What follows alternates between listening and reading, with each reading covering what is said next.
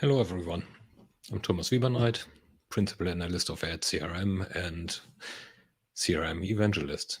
Today, I would like to give you my thoughts about the news that broke today about Microsoft grabbing up Activision's and Blizzard's business in an attempt that I will explain you from my point of view in a second. Now, what are the news? So Microsoft announced its intent to acquire Activision Blizzard, and that adds about 400 million active users to the already existing 25 million Game Pass users that Microsoft already commands. Now, of course, till the transaction closes, the companies will run independently. After that, Activision will be made part of the Microsoft Gaming Group, which has a newly announced CEO with Phil Spencer. The acquisition price is $95 per share. This makes the transaction value around $68.7 billion, which is, of course, giving a boost to Activision. The share price hovered around 65 earlier today before the announcement was made. Now, this is about 8 times the expected fiscal year 21 valuation or revenue that Activision expects. And it easily dwarfs the acquisition of Zynga by Take-Two that happened about a week ago, which was 12.7 billion. It also easily dwarfs the acquisition, the biggest acquisition of Microsoft so far, which has been linked in at $26.7 billion, which is also no money to sneeze at. Now, Activision today peaked out at around $87. And of course, we are looking at scales here. This makes Microsoft the third largest gaming company on the planet by revenue, behind Tencent and Sony. Big if, the deal gets approved by the authorities and regulators. And just having a brief look at the financials. So now, as said, Microsoft paid or promised to pay $95 per share. What the share price said is it peaked up at $86.9, which basically says that, well, I do not really fully believe into this game.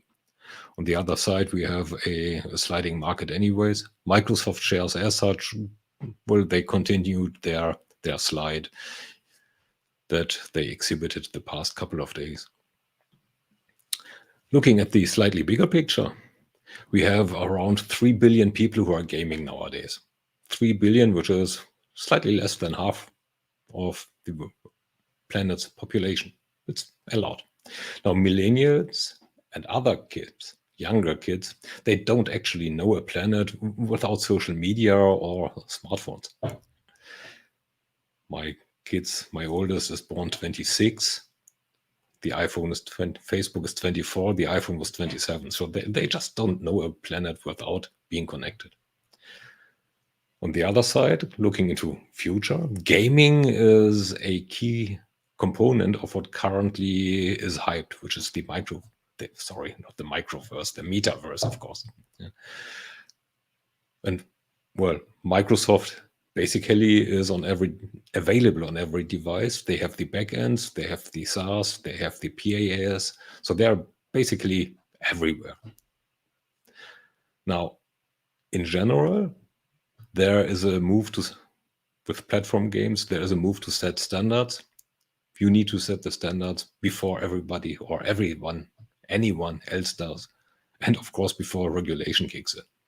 This solidifies the own position.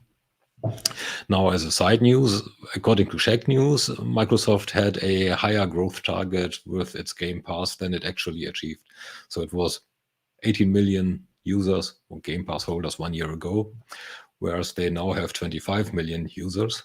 And the expectation apparently was a bit higher, was about 26 and a half. Still 25 million monthly users will generate a good chunk of revenue. Now, what does it mean?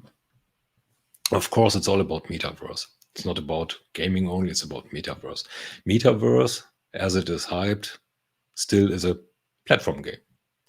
And platform games are about access to huge numbers of people and, of course, their data. Now, this deal ties a huge community of around 400 million monthly active users of Activision to Microsoft, and therefore strengthens Microsoft's reach as well as access.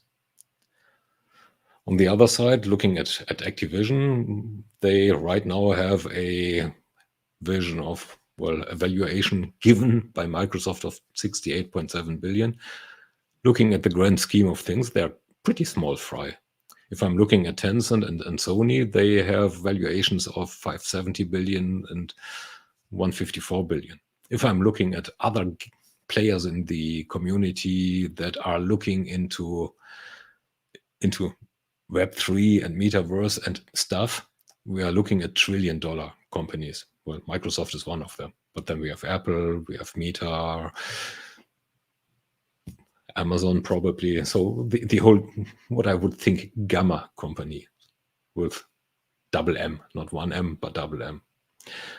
Now, of course, we also have Roblox, EA, Epic Games. They're even smaller, but especially Roblox is on quite an interesting trajectory. So it will be interesting to see what happens further. On the short term, this merger, of course, will increase the pressure on the other gaming companies and strengthen Xbox, especially against names like Nintendo and Sony. So Nintendo's kept more at bay. EA, Epic will suffer a little as well. And of course, this will accelerate the consolidation, which happens. We have seen it earlier this week, last week, that there has been another 12.7 billion acquisition with Zynga.